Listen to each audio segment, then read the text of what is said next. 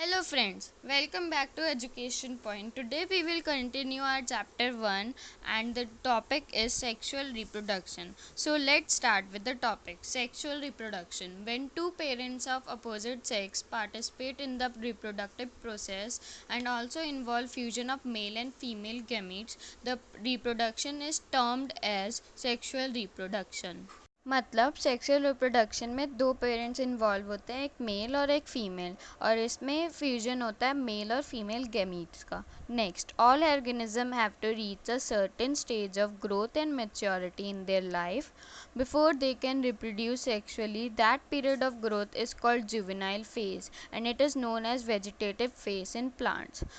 मतलब एक ऑर्गेनिज्म को रिप्रोड्यूस करने से पहले एक सर्टेन स्टेज ऑफ ग्रोथ से मैच्योर होना होता है, इसलिए इस ग्रोथ के पीरियड को हम एनिमल के केस में जुवेनाइल कहते हैं और प्लांट्स के केस में वेजिटेटिव फेज कहते हैं.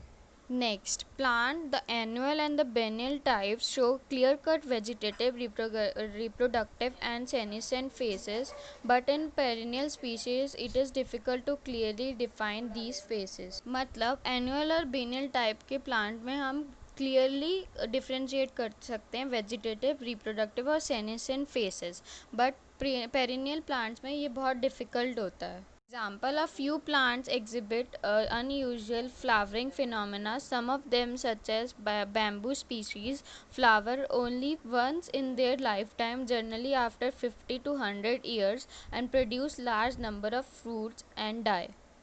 मतलब बैम्बू की कुछ स्पीशीज़ ऐसी हैं जो सिर्फ एक बार रिप्रोड्यूस करती हैं पूरे लाइफ टाइम में, और इतने लार्ज नंबर ऑफ फ्रूट्स बना के वो डाई मतलब मर जाती है. Next, another plant is strobilanthes kunthiana और Neelakurinji, flowers once in 12 years. As many of you would know, this plant flowered during September-October 2006. Its mass flowering transformed large tracts of hilly areas in Kerala and Karnataka, also Tamil Nadu, into blue stretches and attracted a large number of tourists. मतलब ये नीला Kurinji flower करता है सिर्फ 12 साल में एक बार, और वो भी सितंबर से अक्टूबर के मंथ में, और इतना मास फ्लावरिंग होता है कि पूरा हिली एरिया जो है वो ब्लू दिखता है, और ये अट्रैक्ट करता है लार्ज नंबर ऑफ टूरिस्ट को. Next, in animals, the juvenile phase is followed by morphological and physiological changes prior to active reproductive behavior. मतलब animals में juvenile phase के बाद कुछ changes आते हैं morphologically और physiologically. The females of placental mammals exhibit cyclical changes in the activities of ovaries and accessory ducts as well as hormones during reproductive phase. In non-primate mammals like cow, sheep, rat, deer, dog, tiger, etc., such cyclical changes during reproduction are called ostrich cycle, whereas in primates, example monkey, apes and human, it is called menstrual cycle.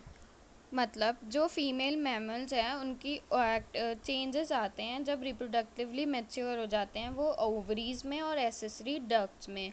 और ये जो non primate mammals हैं जैसे काओ, sheep, ये वाले changes को उनमें ostrich cycle कहते हैं, और ह्यूमंस के केस में से मेंस्ट्रुअल साइकिल कहते हैं.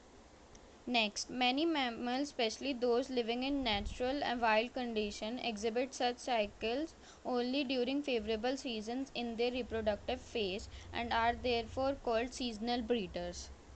मतलब कुछ मैमल्स जो नेचुरल कंडीशंस में रहते हैं, जो वाइल्ड एनिमल्स होते हैं, वो इस साइकिल को हर पूरे महीने नहीं करते, सारे महीनों में नहीं करते, सिर्फ कुछ महीनों में करते हैं, इसलिए इन्हें सीजनल ब्रीडर्स भी कहा जाता है.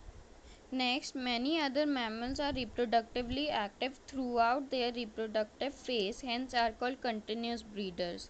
मतलब जिन mammals में ये पूरे साल होता है उन्हें हम continuous breeders कहते हैं, जैसे कि humans में. Next, in both plants and animals, hormones are responsible for the transition between three phases.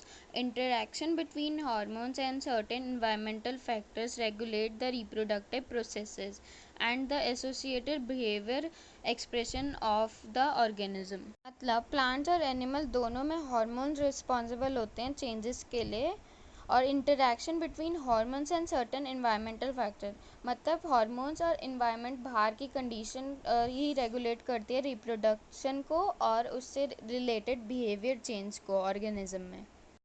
We will study sexual reproduction in three main headings: pre-fertilization, fertilization and post-fertilization।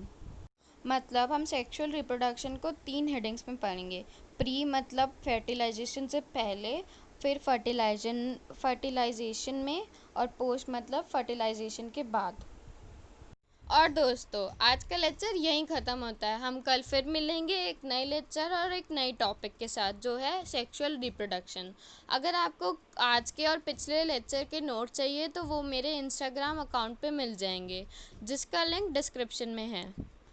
और याद रखना दोस्तों, डरना नहीं है किसी से, बड़ों की रिस्पेक्ट करो, छोटों से प्यार करो, पढ़ते रहो और आगे बढ़ते रहो। Thank you, bye. Also please like